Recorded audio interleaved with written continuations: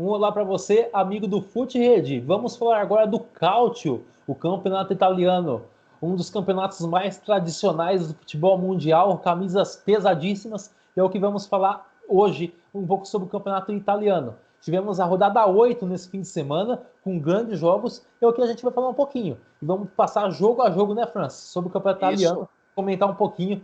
E vamos começar. Tivemos a vitória, vamos passar um pouquinho o resultado, né? Depois a gente comenta o geral, né? Tivemos aqui os jogos da rodada, foram Crotone 0, Lazio 2, com um dilúvio no estádio do Crotone, uma chuva muito forte, a Lazio conseguiu a vitória assim mesmo. Tivemos Spezia 0, o caçula da primeira divisão empatou 0-0 em casa com a Atalanta. Tivemos a vitória da Juventus 2-0 sobre o Cagliari com os 2 gols dele, do CR7. Tivemos Fiorentina 0, Benevento 1. Fiorentina perdeu em casa para o Benevento. Tivemos Sampdoria 1, Bolonha 2. Tivemos a boa vitória da Roma 3-0 sobre o Parma. Tivemos a vitória fora de casa do surpreendente Sassuolo sobre o Verona. A vitória da Inter de Milão 4-2 sobre o Torino. A vitória da Udinese sobre o Genoa 1-0. E tivemos a vitória do Milan fora de casa no jogo da rodada contra o Napoli por 3-1, que valeu a continuidade do Milan na liderança do Calcio nessa temporada. Caraca. O campeonato tá ficando interessante, esse campeonato aí, né? Sim, o campeonato tá começando diferente, né? Para mim, o ponto positivo, aí tem 2 times aí pontos positivos. Para mim, um é o Milan, que depois de muito tempo tá começando a voltar a brigar nas cabeças, né? É impressionante esse time do Milan, depois de muito tempo. Eu realmente não acreditava, mas só que o time do Milan é um time bem entrosado, tem bons jogadores, jogadores que estão fazendo diferença, jogadores que nem tem muito nome, mas estão fazendo diferença.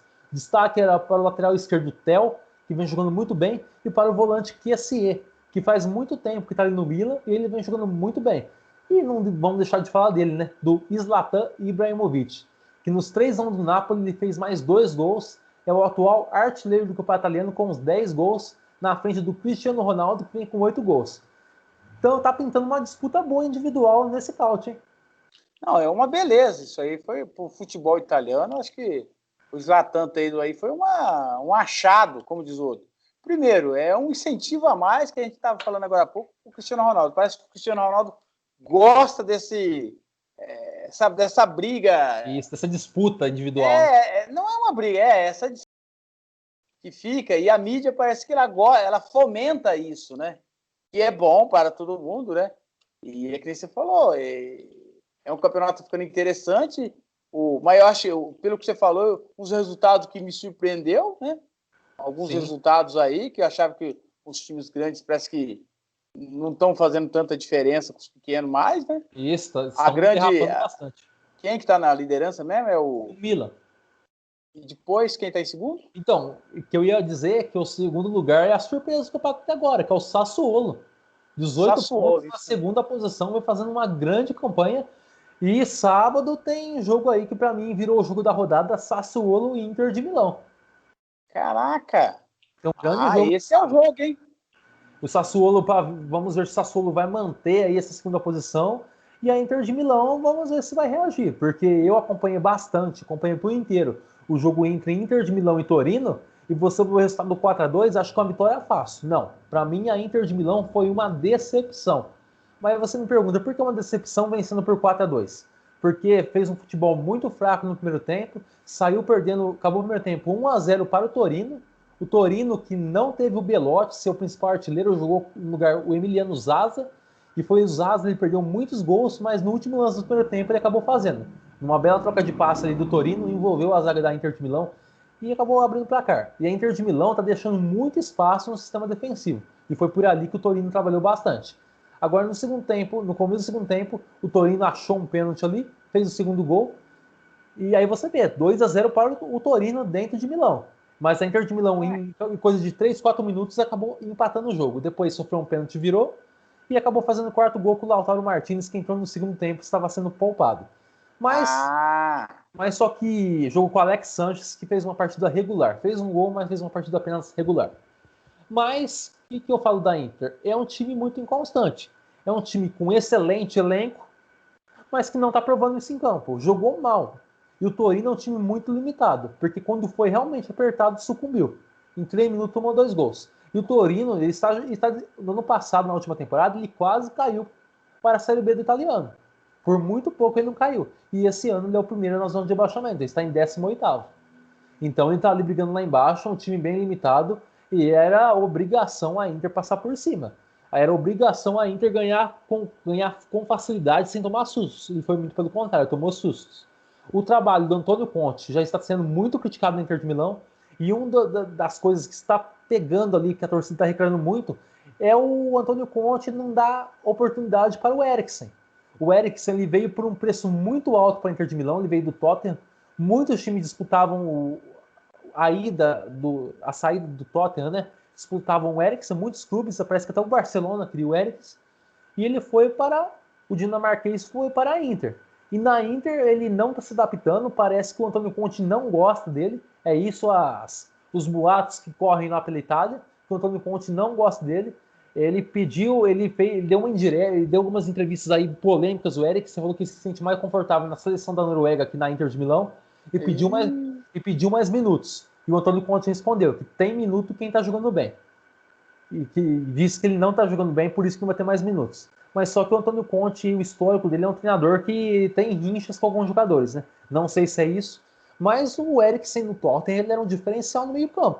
Era um cara que distribuía o jogo, criava muitas jogadas, e eu acho que é um jogador desse que está faltando na Inter de Milão. Se ele encaixar, seria bom. E o Lukaku, nesse fim de semana, aconselhou ele a aprender o idioma italiano, que segundo o Lukaku é isso que está atrapalhando o Eriksen. Convive melhor, se adaptar melhor à Inter de Milão. Está faltando, parece, um pouco de adaptação também. Mas o trabalho do Conte já é muito questionado, inclusive na UEFA Champions League, que precisa da vitória urgentemente contra o Real Madrid no meio de semana, e no final de semana já tem o Sassuolo também. Nossa, só pedreira. Exatamente, confrontos difíceis, e a Inter de Milão está em quinto, né, com 15 pontos. Apenas 5 pontos do seu rival Milan em primeiro, mas futebolisticamente não vem apresentando bom futebol. Tá muito abaixo do Milan. Isso, pelo elenco que tem, tá devendo bastante futebol. E eu imaginava, antes de começar o campeonato, que a Inter ia estar onde está o Milan hoje. Antes de começar o campeonato, todos achavam que quem ia fazer frente com a Juventus era a Inter de Milão, não o Milan. Pelo elenco que a Inter de Milão tem, que é superior ao Milan peça a peça. É o que a gente estava falando. É começo de campeonato, é cedo para a gente falar alguma coisa, né? Mas é que nem você falou, vamos ver se o Milan vai ter fôlego, né? Sim, porque o Milan ele tem um elenco encaixado. Ele tem um elenco bem treinado pelo Pioli e tem um elenco bem, vamos falar assim, bem entrosado. Um time bem entrosado, vamos falar assim, melhor. Vamos ver se vai ter o elenco, porque estamos apenas na 8ª rodada. É 20 times também que tem no futebol brasileiro, então é 38 rodadas. Vamos ver se o Milan vai ter fôlego para ficar lá. Ficar na ponta do campeonato e disputar ali as cabeças. Mas, em comparação com os últimos anos, é uma crescente muito grande do Milan, porque o Milan, as últimas temporadas, foi um desastre para o Milan.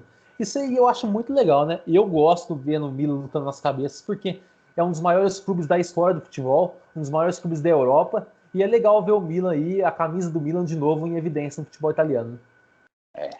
E também é o primeiro ano do... se eu não estiver enganado, eu acho que é o primeiro ano também do Pirlo na Juventus como técnico, né? Sim, a Juventus está numa renovação, né? Com o Pirlo na Juventus.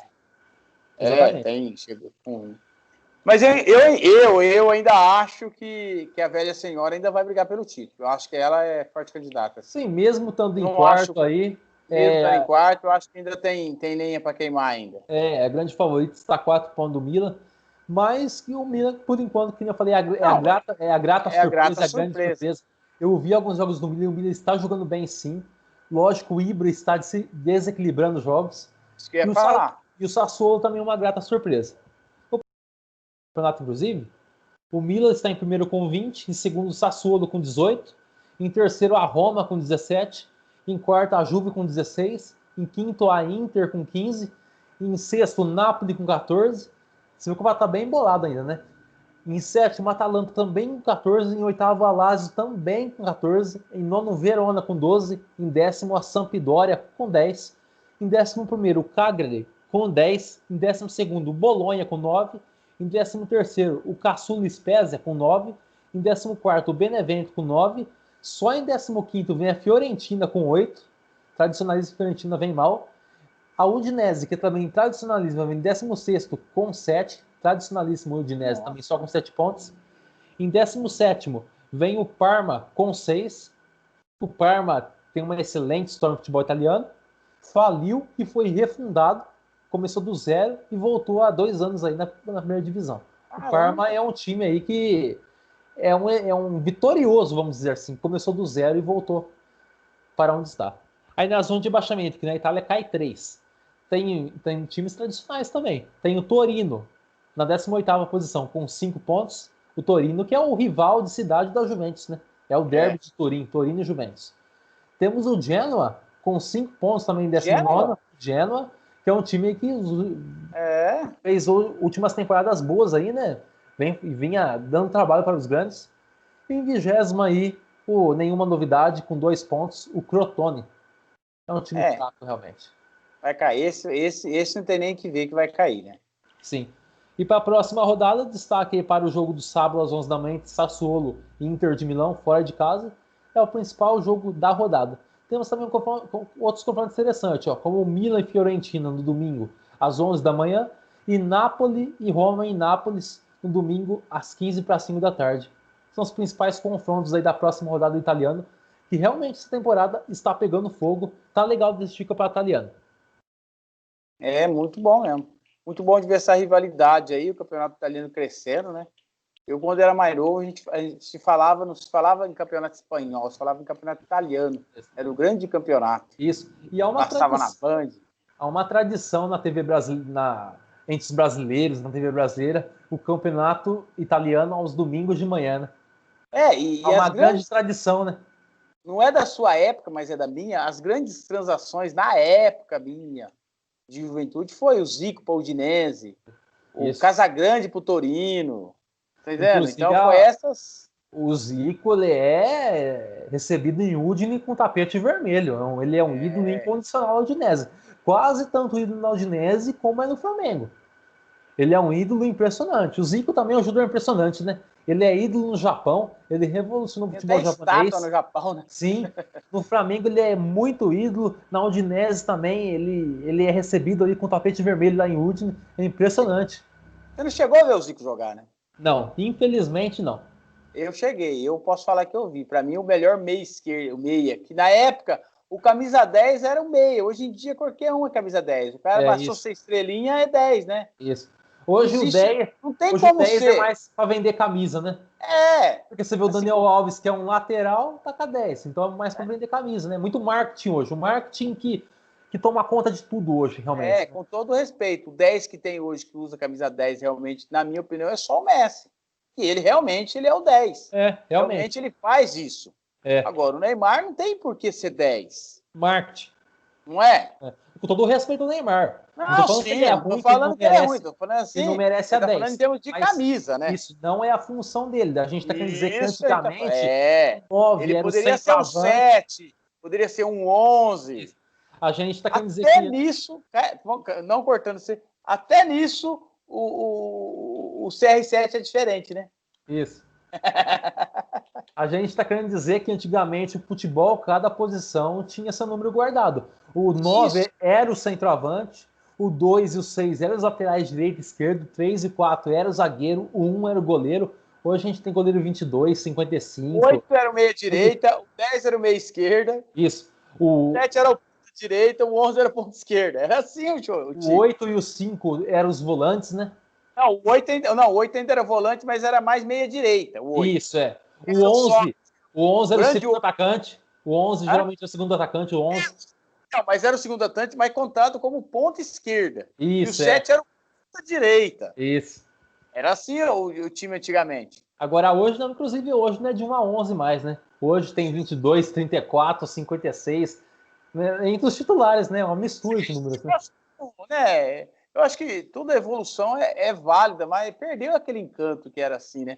Faz parte, né? Evolução, o mundo evolui aí, o marketing hoje está presente em tudo, né? Querendo ou não. O marketing está presente em tudo.